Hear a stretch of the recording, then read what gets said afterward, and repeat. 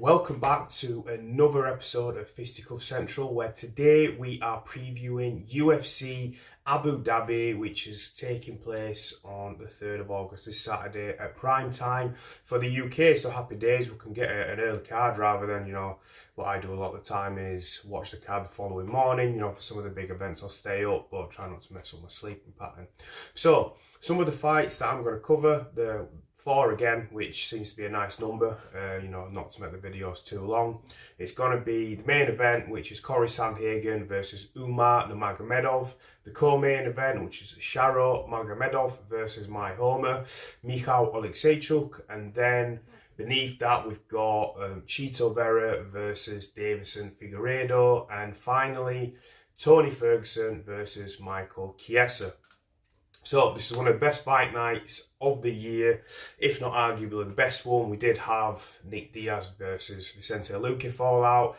With the addition of that fight on there, it definitely would have been. But then again, that's why Magomedov and Oleksiejczuk are fighting. So, debatable. But it's definitely one of the best fight nights of the year. There's no doubt about that in anybody's mind. So let's get to the first fight, which is Sandhagen versus Nurmagomedov. Now, this is an interesting one. It was previously scheduled last year, and Nurmagomedov ended up falling out, and then Sandhagen ended up fighting, fought a brilliant fight, and then ended up getting injured, fought most of the fight injured. So, unfortunately, he's been out the whole time, and since then, Nurmagomedov has fought one time. So, the way that I see this fight playing out is most likely Umar is going to try to engage in the wrestling. Now, Sandhagen's wrestling has certainly evolved since that loss to Aljamain Sterling when he got chopped out. He has engaged in grappling before, actually dominating at times one of the fighters on this card, which is Chito Vera, kind of completely shut him out, one of the most dominant performances I've seen of Sandhagen. However, Nurmagomedov is coming from that Dagestani wrestling where you've got Khabib training, the guys out of there that actually dedicate themselves to wrestling, some of the best in the world at that craft. Islam Makhachev is another prime example. Now, the thing about Umar is obviously he does have excellent striking, but I believe with Khabib being in his corner, which has now been confirmed for this fight, he's going to game plan accordingly and he's going to try to play to his strengths. Whilst Umar's striking is at a very high level. I think he has excellent kickboxing. His kicks are great. He's got decent hands. I do think that the length of Sandhagen and his versatility in his striking is very flashy and unorthodox, and he can catch you with stuff. I don't think, Khabib and the team are going to be looking at taking risks. And even though Sandhagen has improved in the wrestling, I think that Umar will still most likely have the edge. We've not really seen Sandhagen test that wrestling against anyone of a high caliber.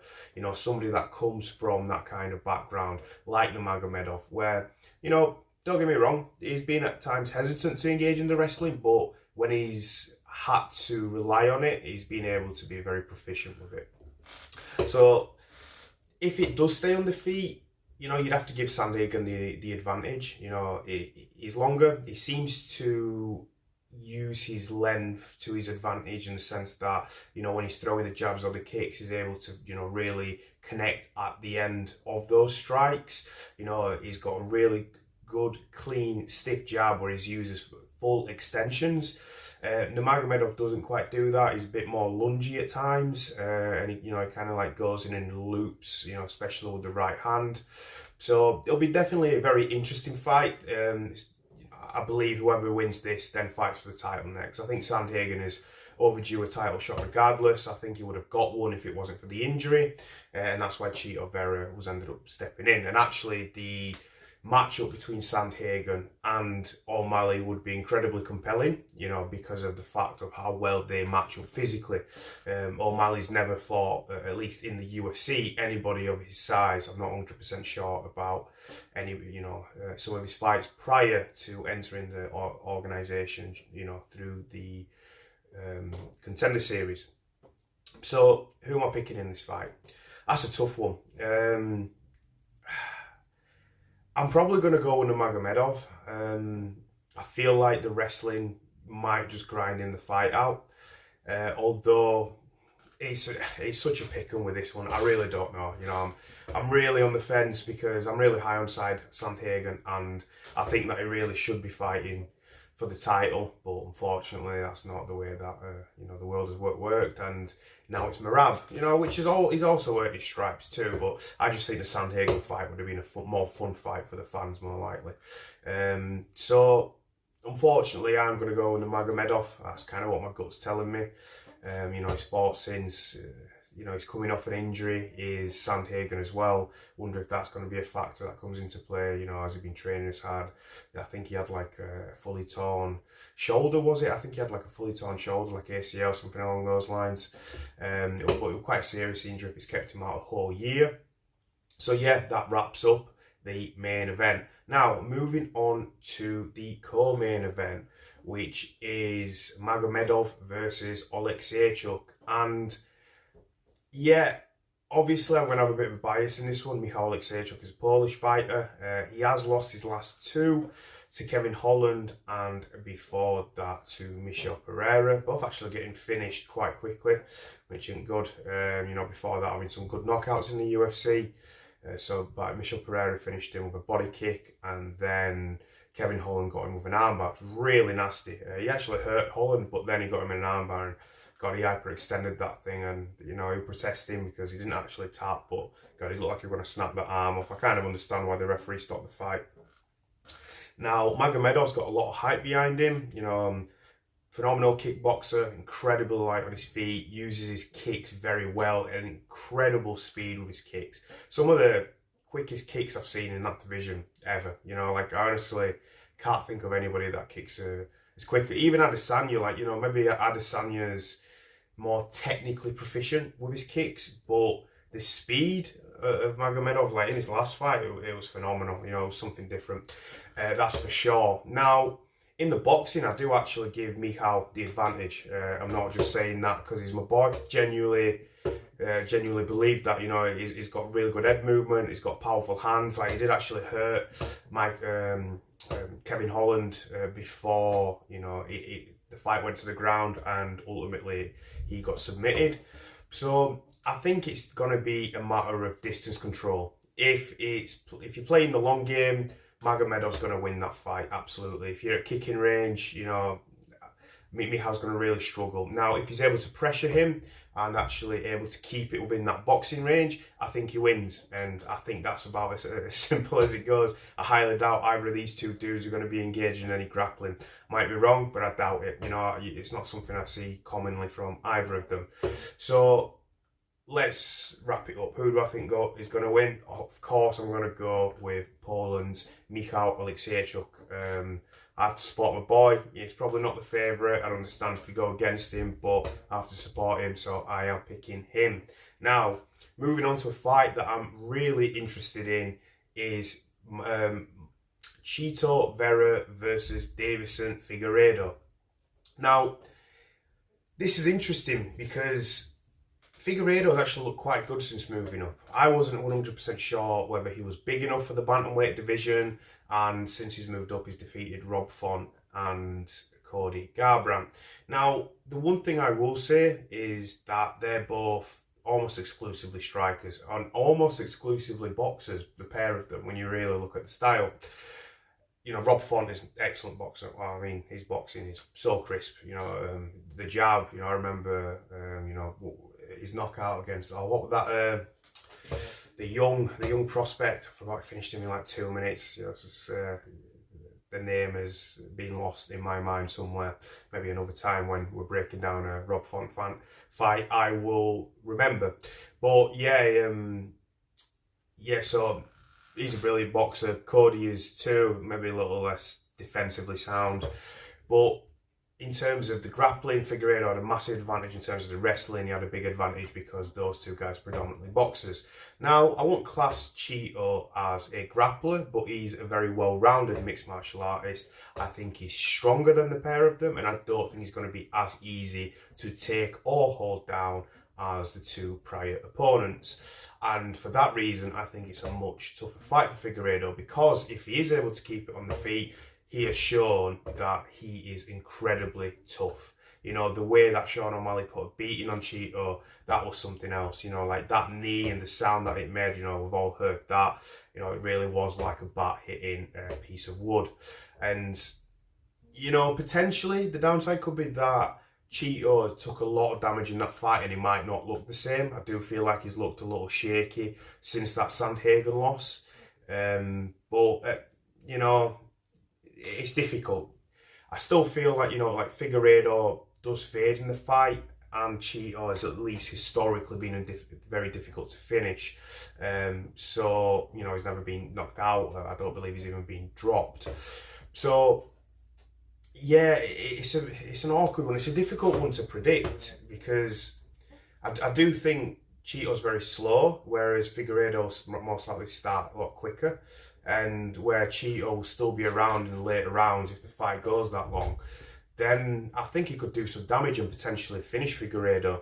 You know, we saw in that O'Malley fight, you know, he hurt O'Malley with the last punch of the fight, and he was still there, and, you know, like, he had the shit kicked out of him, and he still had the heart to actually try to land a finishing blow, and he really did hurt O'Malley. Like, O'Malley had to sit down, and, you know, he admitted that he was hurt by that shot.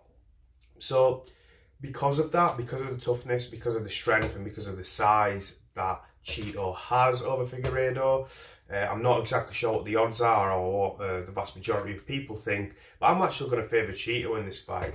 I think that the durability and physicality, like I said, are going to come to be a problematic thing to overcome for Figueiredo. And I think that ultimately he's going to gas out and get finished. I don't know how, might be submission. I think most likely a TKO, something along those lines. But yeah, we're going with Marlon Cheeto Vera. So, the last fight, and this one, it's a bit of a sad one for me. Michael Chiesa and Tony Ferguson. Now, I don't think there's really a lot of fans that think that Tony Ferguson should still be fighting. You know, it's El Cucuy, what a legend. You know, I became a UFC fan towards the end of his legendary 12-fight win streak, which was fucking awesome. Like, you know, I remember the Anthony Pettis fight on the UFC 229 McGregor-Khabib card. That was such a great fight. You know, it was ended prematurely. I know, well, it wasn't, you know, like, I think Anthony Pettis had a broken hand, so, you know, it did need to be stopped. He couldn't fight any further. At least he felt that, even though we've seen some tough fighters, you know, like Dan Hooker, for example, with a, you know, broken arm, he continued fighting. So it depends on the fighter, but, you know, he was done. Showtime was done. And, you know, Ferguson, you know, just put a beating on him, and it was a fun fight. There was some iconic moments within that fight. So, how does this fight go? Now, well, it just doesn't end well for Tony. I think he's shown in recent fights, he's clearly lost it. You know, he's got his little shuffle he does at the start of the fights, and he's not able to even do that proficiently, and that's not really that complicated for an athlete. That's the worrying thing. Like, he's not doing something there that seems that difficult. I almost feel like a lot of people could execute that. You know, he's not trying to do something overly elaborate there. So, in his last, 3 or 4 fights, he's been submitted twice, once by Bobby Green and once by Nate Diaz. I think Michael Chiesa gets that done, potentially gets a unanimous decision by just controlling him. You know, that's, he either gets submitted, maybe even TKO'd because the referee comes in and stops the fight, you know, just through a lack of defensive responsibility from Tony Ferguson, something along those lines. I highly likely think that, you know, that's how the fight is going to go. I don't really see Tony Ferguson being able to win the fight. You know, I really wish he could. Massive Tony Ferguson fan throughout the years, but I think his time's passed. You know, he's had a lot of issues. Really want to see the fella out of the cage now and moving on to other things. You know, he's had problems with mental health and, you know, the crisis with his family and all that kind of stuff that we've all heard about behind the scenes. And, you know, potentially maybe going to coaching. I don't know, like, maybe if you really want to stay in the sport, but it doesn't strike me as the most patient individual. I don't know if he'd, you know, be a suitable coach. Who knows? Maybe he'd make a brilliant one. Maybe I'm being a bit harsh on the guy, but I just don't think He would. You never know. I don't know. He needs something. He definitely needs something. He seems like the kind of man that gets obsessed about things. I think he grew up on a farm. Maybe he could actually commit himself to that. I could see himself being happy with that. But anyway, going back to the fight, yeah, you know, it's a sad one. I think Michael Chiesa gets the job done. You know, not sure how, but like I say, what's it, an 8-fight, 7-fight losing streak, something along those lines for Tony Ferguson. Last time I checked, so not looking great. He's over 40 years of age now as well, and he's clearly worn out. You know, he's taken so much damage, and I don't even just mean necessarily to the brain. I mean physically. You know, had that serious injury, and I just hope that after this fight, you know, he's able to hang it up, and I hope that he doesn't take too much unnecessary damage in this fight. So that's pretty much going to wrap it up for the UFC Abu Dhabi, and yeah, I'm really looking forward to this card. Like I say, it's one of the best fight nights of the year, if not the best one. And I think we're going to see some exciting fights. You know, I think UFC 3 or 4 didn't quite deliver, especially the main event. So hopefully we see something good. You know, the main event, you've got two athletes at the very top of their respective divisions, and they match up brilliantly. Personally, I'd like to see Sandhagen fight O'Malley and let's see him win, but I just do think that Umar is going to get the nod. So thank you very much for watching once again. If you are one of my followers, I do appreciate it. Yeah, we're going to keep on working, you know, and, you know, tune in for the post show, I suppose, which will probably be out Sunday, Monday. I'll see how I feel. Sunday morning, you know, I actually might do it on Sunday this time, but I'm not making any promises just because it's on a bit earlier. So, but we'll see. Anyway, thank you very much, guys. I'm just chatting shit at this point. Peace out.